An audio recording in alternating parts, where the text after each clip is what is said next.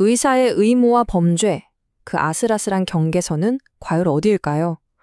오늘 우리는 한국 사회에 정말 큰 파장을 던졌던 보람의 병원 사건을 통해서 이 아주 어려운 질문의 답을 한번 찾아가 보려고 합니다. 자, 이 사건의 핵심을 꿰뚫는 질문이 바로 이겁니다. 의사가 환자를 퇴원시켰고 환자는 사망했다. 이것은 살인인가?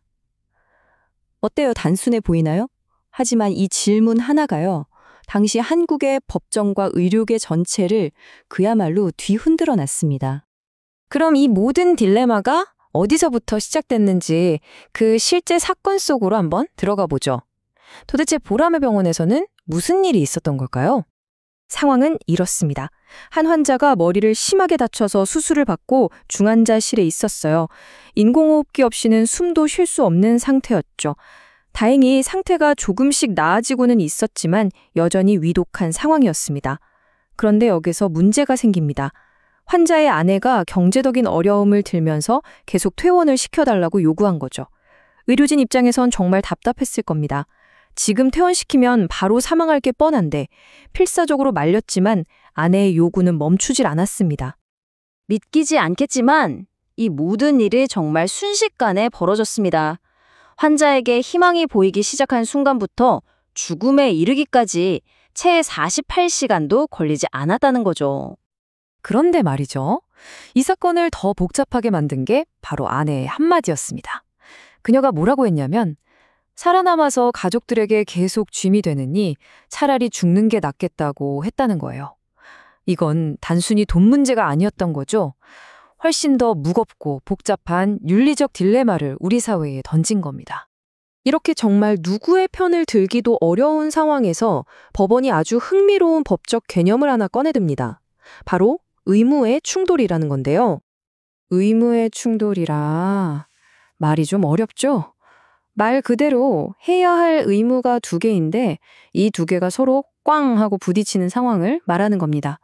하나를 지키면 다른 하나를 어길 수밖에 없는 그야말로 진퇴양난의 상황. 의사들은 바로 자신들이 이런 상황에 처했다고 주장했던 거죠. 한번 보세요.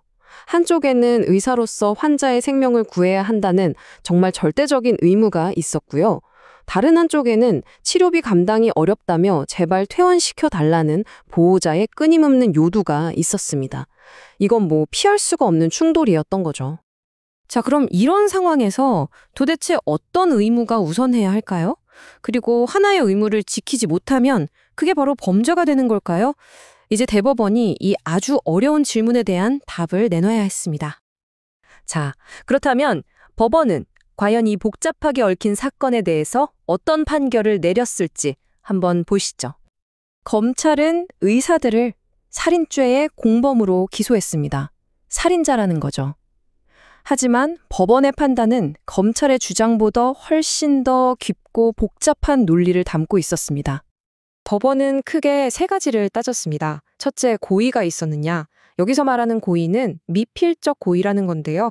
쉽게 말해서 에이, 환자가 죽어도 어쩔 수 없지 이런 마음이 있었냐는 겁니다. 법원은 의사들이 환자가 사망할 걸 알면서도 퇴원을 시켰으니까 이 고의가 있었다고 봤습니다. 둘째, 행위 지배. 이게 좀 어려운데 이 죽음이라는 결과를 실제로 계획하고 주도한 주인이 누구냐는 거예요. 법원은 의사가 아니라 아내가 이 상황을 이끌었다고 판단했죠. 그리고 마지막으로 가장 중요한 부분인데요. 의사들의 행동이 치료를 안 한 것, 부작위이냐 아니면 적극적으로 퇴원을 시킨 것, 작위이냐를 구분했습니다. 그래서 법원의 결론은 이겁니다. 의사들이 살인의 주범은 아니라는 거예요. 이 살인을 직접 계획하고 실행한 사람은 아내고 의사들은 퇴원을 허락하고 절차를 진행하는 적극적인 행위를 통해서 그 범행을 도와준 거다. 그래서 방조범이 된다. 이게 법원의 최종 논리였습니다. 그래서 최종 판결은 각자의 역할에 따라 명확하게 갈렸습니다. 아내는 환자를 돌봐야 할 의무를 저버렸기 때문에 부작위에 의한 살인, 즉 아무것도 하지 않아서 사람을 죽게 만든 죄의 주범이 됐고요. 의사들은 적극적으로 퇴원을 도왔기 때문에 자귀에 의한 살인 방조범, 즉 살인을 도와준 죄가 성립된 겁니다. 그리고 당시 지시를 따랐을 뿐인 1년차 수련회는 범죄에 고의가 없다고 봐서 무죄 판결을 받았습니다. 자, 이렇게 법원은 법적인 판단을 내렸습니다. 하지만 이 사건의 중심에 있는 그 깊은 윤리적인 질문까지 해결해주지는 못했죠.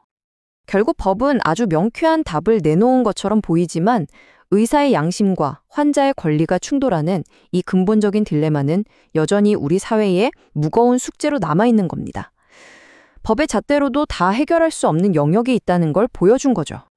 그래서 이 사건은 오늘날 우리에게도 여전히 아주 무거운 질문을 던지고 있습니다. 법은 판결을 내렸습니다. 하지만 만약 여러분이 그 의사였다면 과연 어떤 선택을 하셨을까요?